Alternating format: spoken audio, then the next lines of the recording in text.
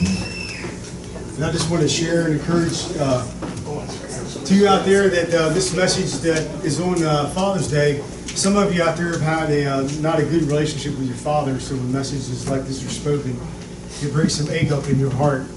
And I just want you, we got some new which one are you? Are you Elisha or Ishmael? Which one are you?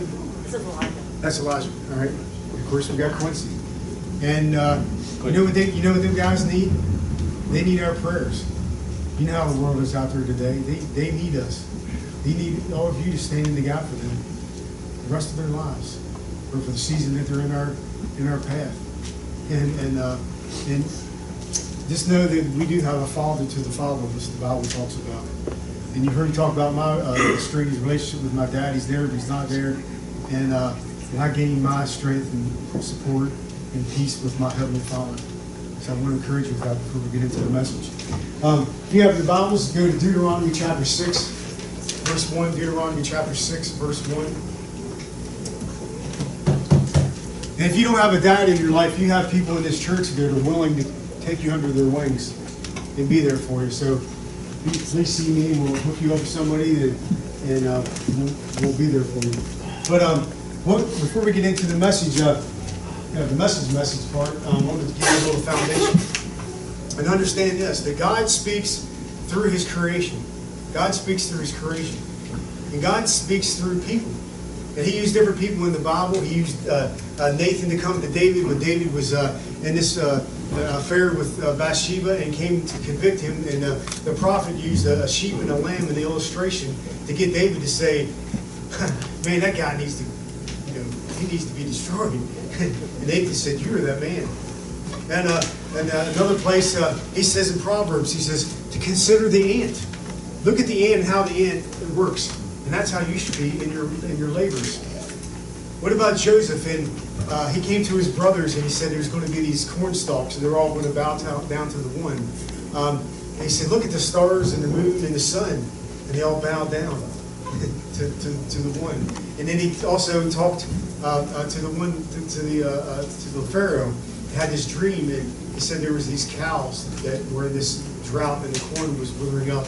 So he used his creation to give a visual to get people to understand. And you remember how Jesus continually used visuals to get us to really comprehend and for us to relate to.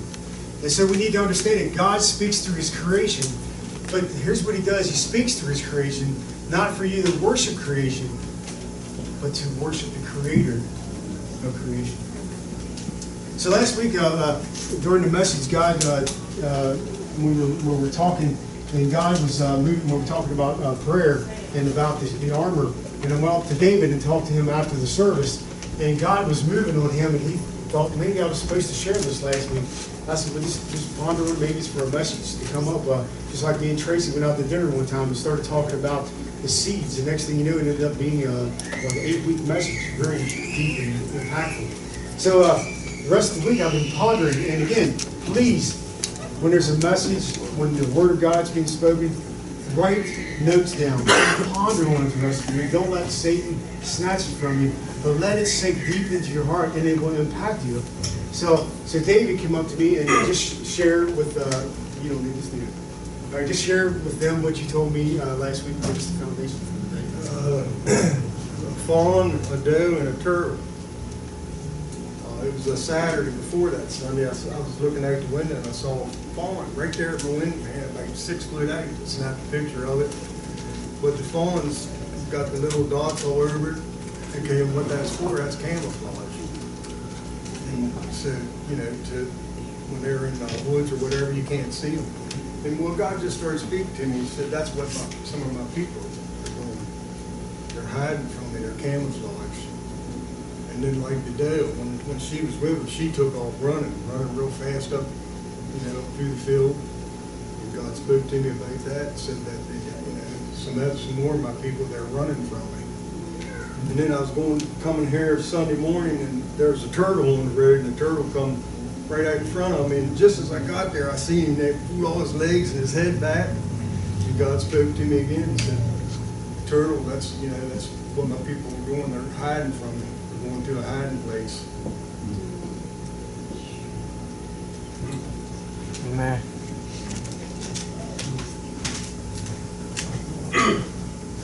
So what I did was, after David spoke that to me, I chewed on it, pondered on it. I said, Lord, what do you have with this? So guess what I started seeing all week long? Deers. I saw a turtle. I saw a turtle on the way to get Matt and Sandy this morning. But then he started speaking to me about fathers and how this relates to fathers. How many fathers have been running from their call, from their destiny as a father? And they've been running after, though, running from God, running from the purpose that God has set them apart for, but they've been running after foolishness. And because of, there's so many kids today that are fatherless, even if they're in the house, they're not in the house, because they're running. How many fathers have been camouflaged with the world because of their compromise? And now we have a lost generation because of it. Because what you tolerate, the next generation becomes. What about those that are hiding? When the tough comes up, people go, keep going. And where do they go? When you go inside of a shell, where do you go? In the darkness. Here's what the Bible calls them. Cowards. We would say wimps. And you know how many women have stepped up and took the lead in the family spiritually? Because the men, you know what I'm talking about. Women are supposed to be leaders in the house, but man is supposed to be the leader. This person did a study of men. He got these men together and he put them all into a room and he asked them, how many of you are involved in your kids' lives? And all the guys raised their hands. How many are you involved in, how are you involved in sports and that's good. Involved in sports, involved in activities, involved in different events. They're involved in their lives. He said, how many are you involved in shaping the character of their lives? Then he asked them this, how many of you are involved in teaching them and instructing them in the Word of God? Guess how many hands went up? And how it started out, all the hands went up. And how it ended, no hands were up. Today, we don't have many fathers in here. We got some future fathers. I mean, one thing I was thinking of while we were worshiping and stuff.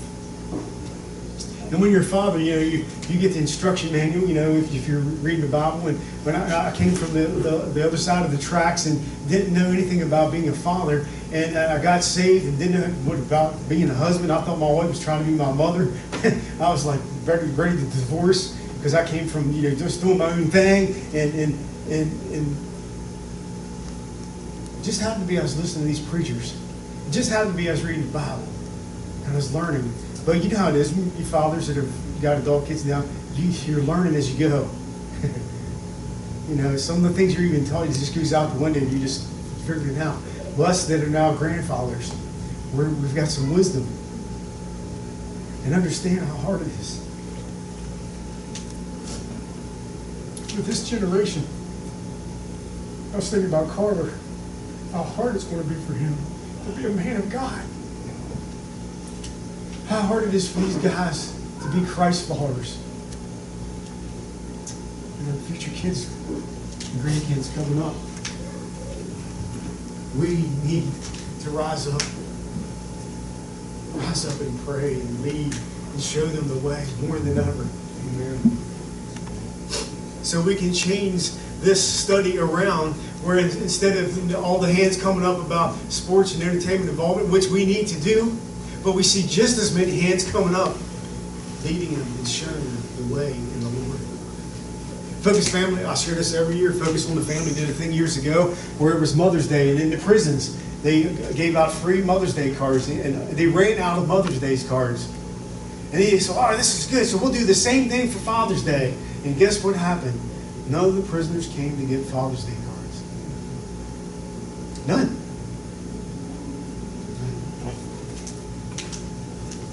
It should not be this way. Me and Sean was with a group of pastors Friday night, and we were talking, and you have some pastors, the kids are on fire, some kids, they're the pastor's kids, and they're running. And we sharing different stories, and me and Sean's reflecting and looking back at some of the things we wish we would have done different, because you're learning as you go. But one thing you can do is pour in through prayer. It's never too late to restore broken men, or it's never too late to just love on your kids, no matter their age. It's never too late to pour in someone, because listen to these statistics. There's 36 million kids in the United States of America that do not have a father. And you know what that number should be? 0. So I'm going to rise and challenge each and every one of you up to be a father to the fatherless, to be a mentor to them, to those who come in your path. Are you willing to do that? It's going to make you uncomfortable. It's going to take your time. Do we reach out to a whole bunch of people, or do we just reach out to a few and do it well? Do it well. We're seeing the fruit of absenteeism all throughout. All throughout. What's going to happen if kids see us hiding? Kids see us running? Kids see us compromising and camouflaging with the world? They're going to do the same thing. It's going to be an endless cycle. And I'm going to be real here. I'm going to be real. You know, my mom and dad divorced. Dad cheated on mom stuff. And I remember I had a girlfriend, and I was back to teenage years, and I was up at Mitzi's, the strip joint, sitting in there, cheating on my girlfriend, and going, I'm doing the exact same thing. And I wasn't saved or anything yet. I was like, I'm doing the exact same thing as my dad did. And there was a pastor couple, and I don't remember anything he ever shared with me, but I do remember the example they lived their life. And before I was saved, I said, what is it about them? And then there's been other people that poured into me and again prayed for me. It turned me around, and I found out what it was. So when I got saved,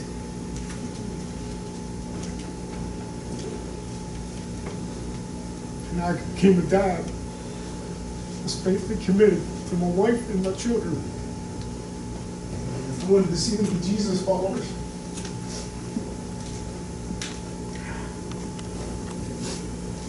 And I know I'm going to stand before him one day. And I know I didn't do it well as a dad.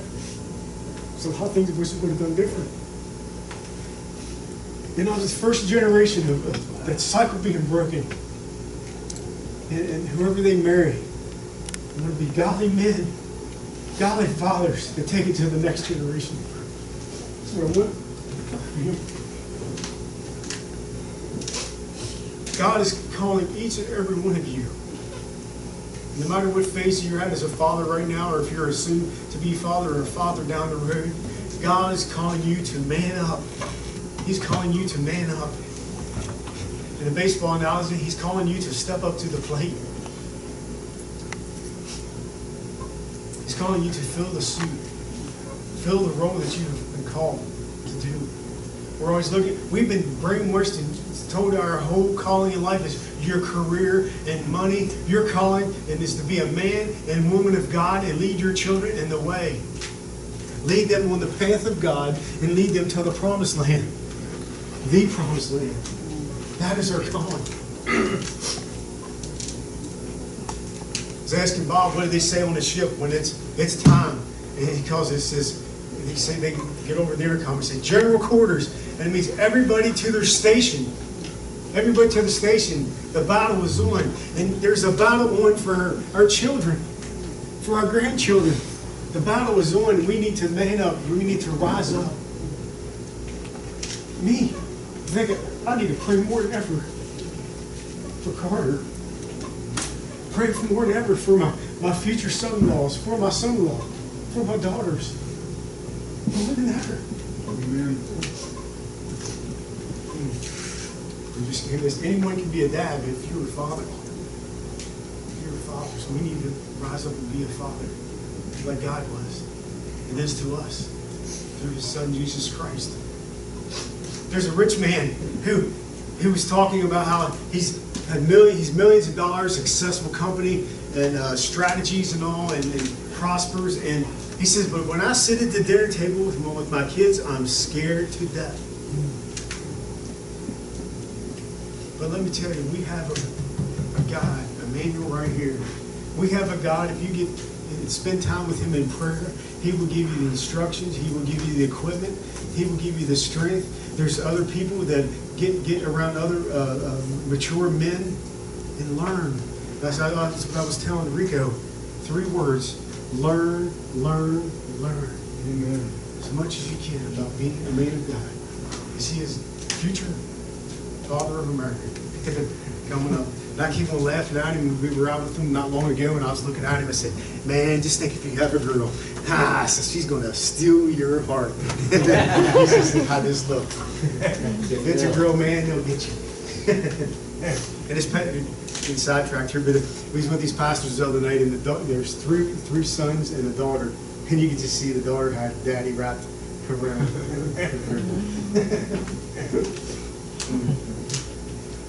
So why are we afraid? Why are we running? Why are we hiding? Why are we drifting into the world? Why? Ask myself how many times that I've went astray. I always use the analogy. Jesus has got me on a fishing line. Pray. He's pray. Always reel me back in. Why? We've had our priorities all on black. We've lusted after the wrong things. Some of us have attachment issues. We're being hurt by our fathers. A lot of it's self-centeredness. A lot of it's self-happiness. I just want to be happy.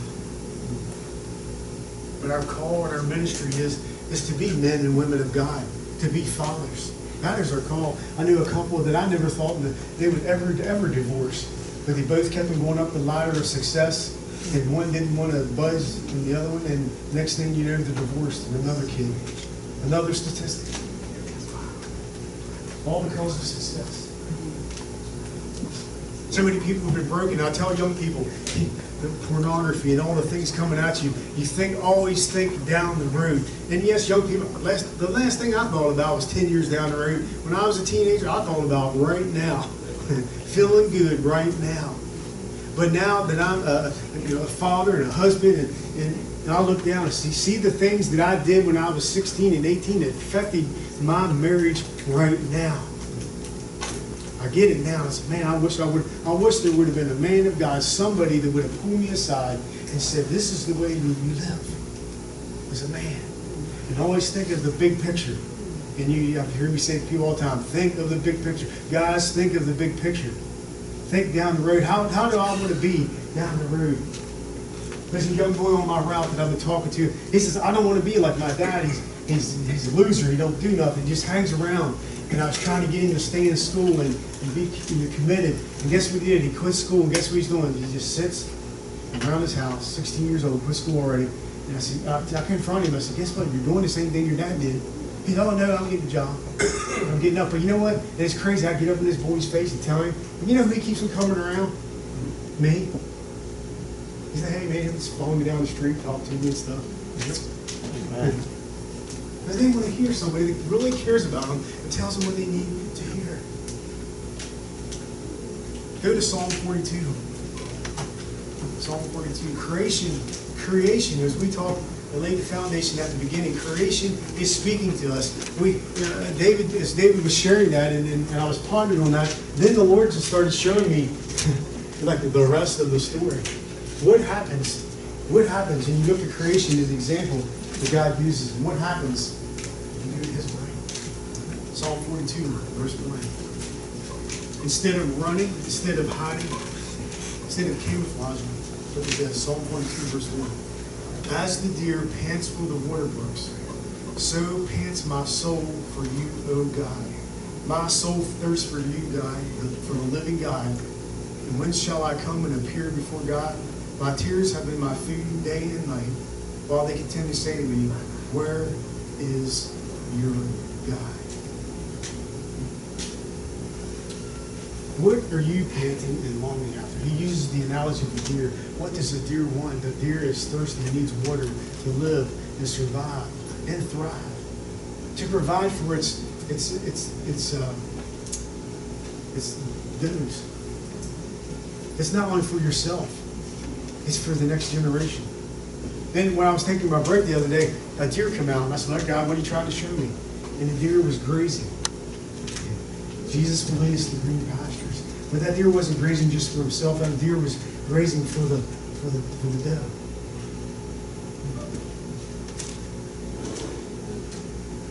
For the fawn. You can mix it up. Help me, hunters. The fawn. Here's what I'm trying to say. What are we panting after? What are we longing after? And God showed us through His creation, as the deer pants for the water, so my soul longs after you. See, as you pant after God, as you long after God, guess what? You'll start seeing it. You'll start hearing it. You'll start understanding your role as a father, your role as a mother, your role as a man or woman of God. And then you'll start longing for the ones. You see it. Faye, I know you see it at your workplace. It used to be, you have a kid, it's like this thing would automatically kick in that I got to be a mother now, I got to be a dad. And I've seen on the streets in Brunswick, you see how much bitterness there is. I got a kid now. You see the hatred and anger. What has happened is because the generation before that is panted and longed after the world, has run from God, is hiding from God. Now it's just getting worse and worse and worse. We got to pant and long after God. Deuteronomy chapter 6.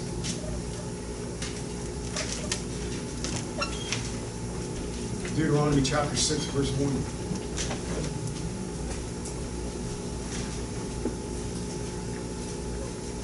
Let me share a little story while we're going there. There was a guy that came into church back when we were at the Blessed Hope Church when we were there. A guy came into church, a young guy, and he came in there and he was going, man, this is a bunch of bull cussing during home service. And I was like, I was preaching that day, and I was getting ready to say, ushers, send him out the door. But I was like, no, he's exactly where he needs to be. So, long story short, he came to know Jesus Christ as his Lord and Savior. I almost blew it by telling him to get out the door. And there's some other things I almost told him. And the Lord kept on getting a hold of me and saying, you don't know. So let's not get too churchy when unchurched people come in the door and ruffle our feathers. But instead go, God, please let them come to know Jesus Christ. Please let them come to that place. Let us take them under our wings and show them the way. Deuteronomy chapter 6, verse 1. Now this is the commandment, and these are the statutes and judgments which the Lord your God has commanded to teach you, that you may observe them in the land which you are crossing over to possess, that you may fear the Lord your God, to keep all his statutes and his commandments, which I command you and your son and your grandson, and all the days of your life, and that your days may be prolonged.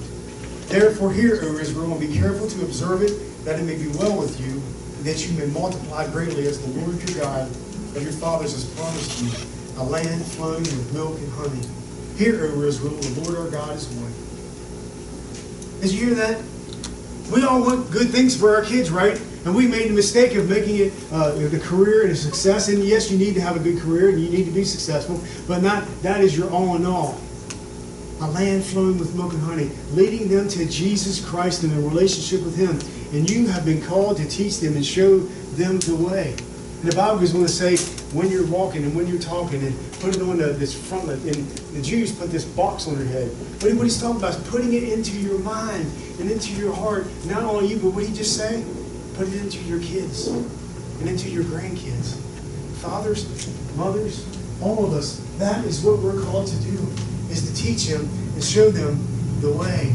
Look at verse 5. You shall love the Lord God with all your heart, with all your soul, with all your strength. These words which I have commanded you today to be in your heart. Where? In your heart. Not just in your mind. It's in your heart. It takes a hold of your entire being. You shall teach them diligently to your children. You shall talk with them when you sit in your house, when you walk by the way, when you lie down and when you rise up. You shall bind them as a sign on your hand, and they shall be as frontlet between your eyes. You shall write them as doorposts of your house and on your gates. That means putting them totally in your life, not just putting a sign up or anything, but where it's in your heart and in your life. And I'm going to ask you, don't raise your hands or anything. How many of you had a dad that did this in your life? I did. But there is other men and women of God that rose up as servant moms and dads, as people who are willing to stand in the gap and be that in my life. My dad didn't know. And God used me to lead him to the Lord. Some of you might have to be a sort of a parent to your lost parent. Lead them to the Lord. We might need to be that parent. But we need to teach them and train them and show them the way. And I know my kids, they probably, and I didn't, this is all brand new to me. I was learning as I went. You know, they just sat at the table and I'd do a Bible study with them. I look back now and wish it would have been more interactive, but I was learning as I went. This was all new to me. And I was trying the best that I could.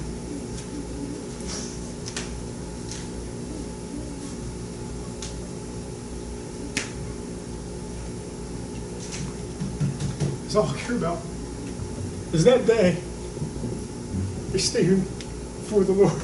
Amen. And say, come win. Faithful and true child. Amen.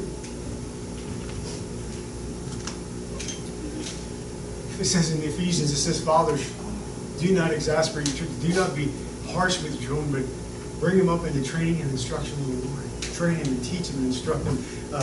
Proverbs 22 tells us to train them up in the way they should go when they're old and won't depart. They may stray for a while, but they'll come back. But we need to train them and instruct them and teach them. And this is, man, there's so many books out there. There's so much guidance we can get to help us. Yes, we might not do it well, but do it. Proverbs chapters 1 through 9. Read those. He said, my son, he's being real. Don't chase after the ladies with all the hot stuff on. Why would Solomon teach that? Because remember all the women Solomon chased after? He was being real with him, teaching him what will harm you and what will bless you, what will lead you in a good way. So fathers, we need to lead. We need to lead our children to the promised land, into His presence, on His path. We need to lead them into a personal relationship with Jesus Christ. I got that, man. My kids, I was just like, man, Lord, I was praying ever since we got saved and when they had kids and to become to know Jesus. But then it doesn't stop there. That they would know Jesus well and walk with Him all of their days and go deeper with Him. Children, or parents, you are dads, you are a teacher. You need to cause them to learn and teach and to show them the way, how to live, how to behave. I was joking. Even today I'll go, kid, we didn't teach you to be that way. You know, the Monigers, I think it's a combination of the Monigers and the Flukes. We're all a little, pretty, we get feisty. But we talk, you teach. You teach. And you know what I keep on hearing over and over? I hear people coming back years later. Years later. Something falls. I keep on coming back and hearing this years later. Sometimes it takes, they might go off to college. It might be when they finally have kids. It might be in their 30s or 40s. And they come back and say, Mom, Dad, I appreciate you. And all the time before that, they might be going, roll their eyes. You know what I'm talking about. You know the difference between us and our kids? They roll their eyes at us. We just run around the corner and roll our eyes. That was all that difference.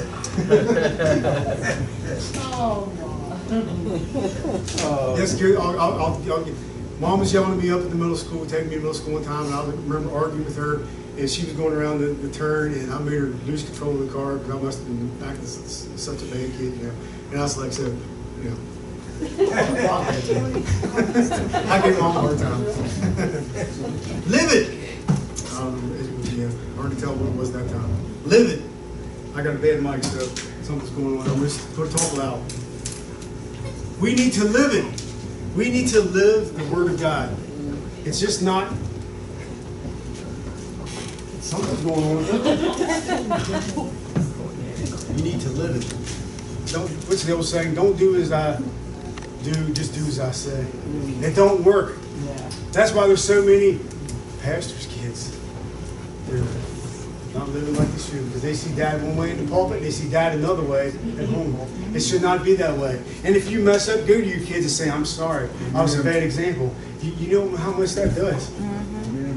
There's many times I was not a good dad, and just, you know, I didn't do things that I should, but I didn't know, because I learned this years ago. Go up to him and say, I'm sorry. Live it. Love. Love. You need to love your kids. Have care for them. Really have compassion for them. Yes, and part of love is discipline. You love them enough to discipline them. Give them grace. Have a relationship with them. That's one thing I messed up. I wish I would have a relationship with them, because I was so worried about them going astray that how work always got the best of me. And I was always in a bad mood, and I missed out on that, having more of a relationship. You know, we had good relationships with the kids, but there was always something, there's something that will always be nagging at you, pulling at you, and try to take that away. And as David shared earlier, man, treasure it. Treasure it. And it's never too late. It's never too late. I want to share 3 fathers with you. Let's have a loose connection somewhere. I want to share 3 fathers with you. The father of us all was Adam, right? Adam, the father of us all. And he didn't man up, did he? When Satan came and tempted Eve, and when she gave into it, and when she brought it to him, did he man up and say, we can't do this. We have to follow God and do it his way. And he's like, all right, just quit nagging me. Just give it to me. I'll get it. Did he man up? Where was he at when Satan was tempting Eve? Where was he at? Was he more worried about creating things rather than the Creator? He got caught up in all of the materialistic things? I don't know. What about the father of faith? The father of faith, Abraham. Talk about a man camouflaged. The father of faith. When they came, he was scared that they were going to kill him. He said to his wife, "Hey, pretend you're my sister." He took matters into his own hands, took the flesh in his own hands. I'll figure it out. Instead of seeking out God, and God's going to take care of us. God, what would you have me do in this situation? What else did he do? Him and his wife, they were going to have this kid that's going to be, the many seeds are going to come through this, numerous as the sand on the seashore. But it's not happening. It's empty. It's barren. It's not happening. He says, well, how about you have relations with our servant? And so, all right, we'll do that. And Abraham compromised. Instead of going, no, God said it's going to happen through you. He didn't do it, did he? And to this day, Israel is in war with that mistake. With their cousins. Their relatives. All because of that. They compromised. Camouflage. You think you're doing well. You think, if I do this and I do that, I might reach out to people and I do this. And the next thing you know, here's what always happens. Remember this. When you start putting the spots of the word on you, always remember this. The spots is going to take over and take all of you. Because God don't play. He's a jealous God. He wants all of you. I've seen this happen so many times where people make something their God. And if you are a Christian, God will come after you. And He loves you and will crush that God in your life. Because He loves you and you have a relationship with Him. And you say, well, these people over in the world, man, how come God ain't going after them? Because they're not in His fold yet. He's working on them. But something happens when you get in a relationship with God and you start letting another God get in your life. Why does He come after you? Because He loves you so much. And He's dealing with that before He becomes all of your God. All of your God.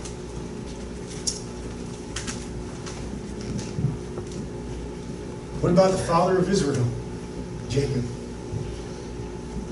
From the very start of grabbing his brother's heel and trying to take his brother's birthright, which he did, and being a deceiver, running from God, running from the way God would have it done, and the problems he had in his life with Rachel and Leah, and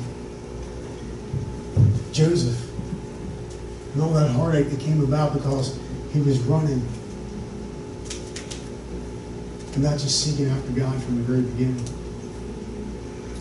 Yes, you may get saved, but there's carnage you leave behind. You may get saved on your deathbed and received into the kingdom. It leaves so much damage behind. And I'm here to say today, stop the damage right now. Start pouring into people, into their lives, into your children.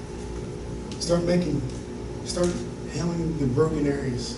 That's the God that we serve. But here's the awesome thing. One was the father of Saul, one was the father of faith, and one was the father of Israel. All three had many failures before they got it right. They tried, they learned, and they continually changed and became the fathers of us all. Fathers of us all. Now Malachi tells us that he wants to turn the hearts of the children back to the fathers and the hearts of the fathers to the children. But he goes on to say this, and if you do not do this, I will strike the earth with a curse. Now, two different things. There's a dual prophecy in Malachi. One is the coming of Christ. The first time, when John the Baptist was preparing the way, but it also talks about the coming of Christ the second time. And one of the things that will happen is, it sounds like there's the falling away of relationships and families. He says the curse will be on that land. And I keep on thinking of Chicago when I was getting this message ready. Why is Chicago in the way it is? It's in the way it is because fathers have abandoned their children. And the generation before that has abandoned their children. And it goes back to the mafia and how they're abandoning their children. All of the seeds that were planted in Chicago has made it the way it is today. Do we want our nation to be that way? Do we want our city to be that way? Do we want our family to be that way? And it's funny, I hear so many people, and you think you're shutting the door on Satan in your family, but you leave your windows wide open. Think about that. You shut the door, but you leave the windows wide open. Be alert, be aware. Your enemy, the devil, prowls around like a roaring lion, seeking your child to devour. Seeking your marriage to devour. Seeking your congregation to devour. And I shared at the beginning about Habakkuk. When you see your nation about ready to be destroyed, but he looked beyond it because he got into the presence of the Lord and he's seen a hope and he's seen a future. And he was able to soar above the mountains and soar above the heights as a deer gallops. He was able to go through it, go above it, and go beyond it because he saw beyond the tough, difficult times right now. God is a God of miracles. He can heal broken families and restore relationships. Go to Psalm 78 and wind up here.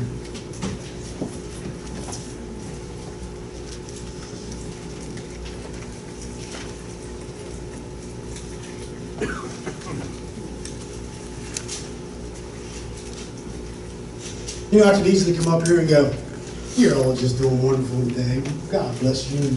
You keep up what you're doing. I can't lie to us. Don't you want challenged?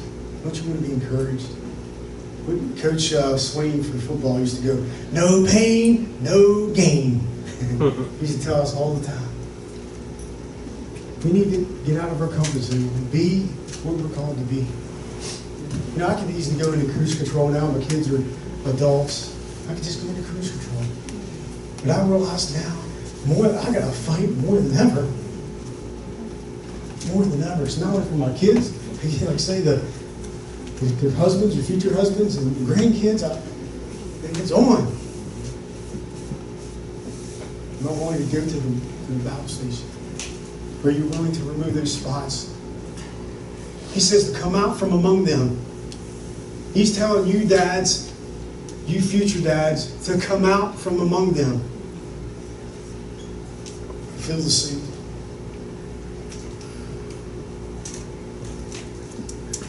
Yeah, I kept on seeing this baton. If I had more time, I would have one ready for each father. I kept on seeing this baton.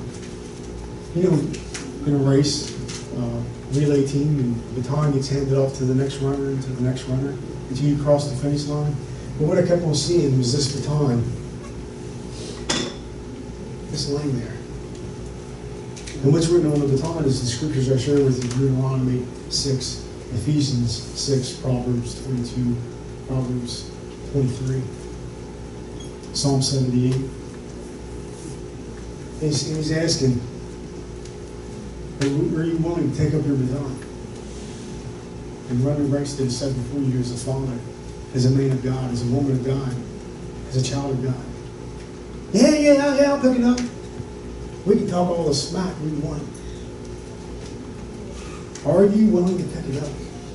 It might involve sacrifice. It might involve commitment. Matter of fact, it will. It's going to involve your time. It's going to involve your prayers. It's going to involve you're giving your all. You know, I could easily have all these batons laying up here and give a motivational speech and say, man, if you're ready to take up your baton, come up and get it. Come up and get it. And all of us would probably come up here and we would get it and feel good about ourselves. But I want you to think about this. I really want you to think about this and let it go deep into your heart. Are you willing to take up your baton? Are you willing? Really think about it. You might want to ask yourself, God, am I willing?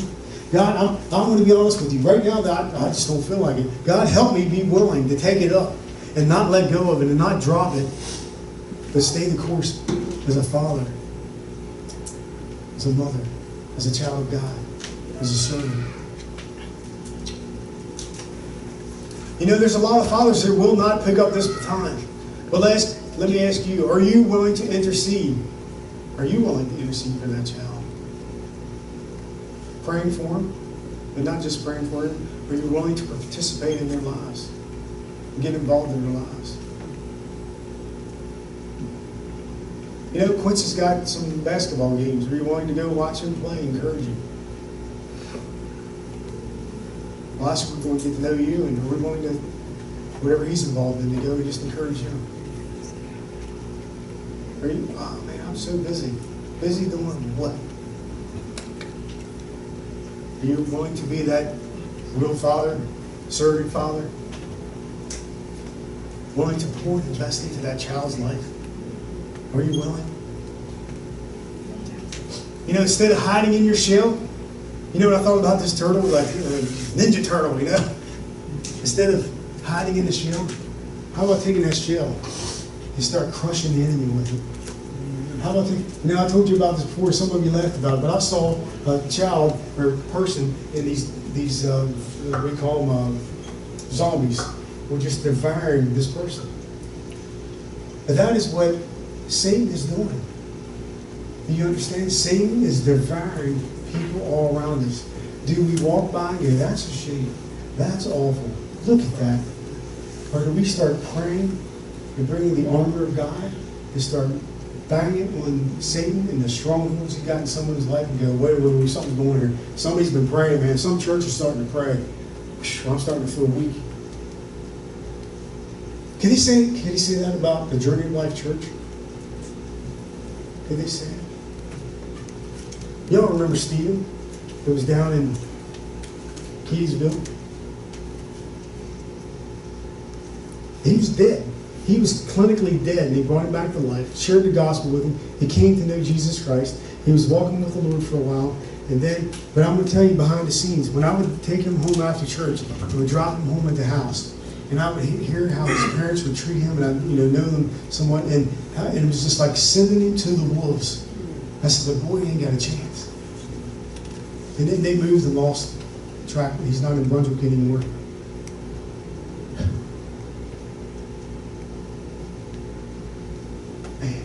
We tried, remember the drug addict that Paul took in? We've tried, man, going that extra mile.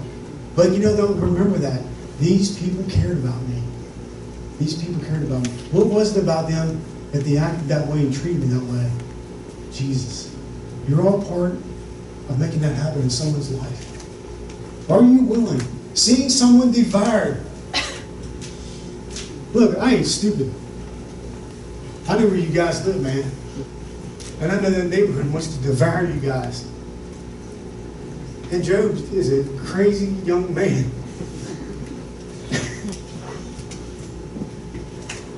And he's got a shovel. And He ain't saying, Satan said, I got him. And so Crazy Job's like, no, you don't. Amen. Come on. I told him this, Jim, you inspire me. I need to get that fire back.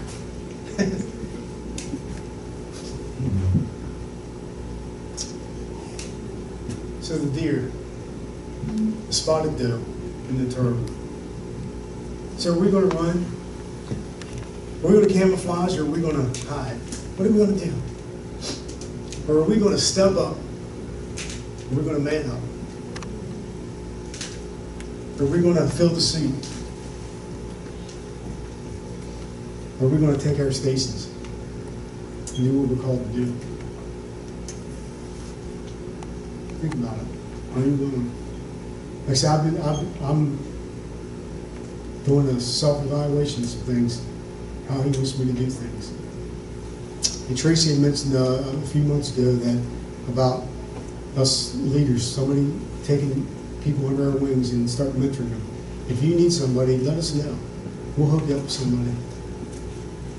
We'll hook you up with somebody. Psalm 78, verse 1. Tracy and Kaylee, come on up. Adam, can you zap the plug, the blue screen?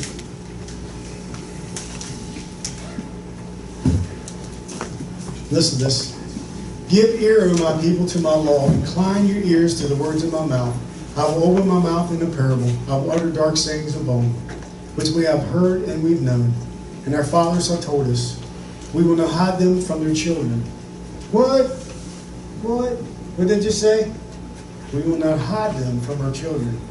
Come out from your shell and tell them to the generation to come the praises of the Lord and His strength and His wonderful works that He has done. Tell them.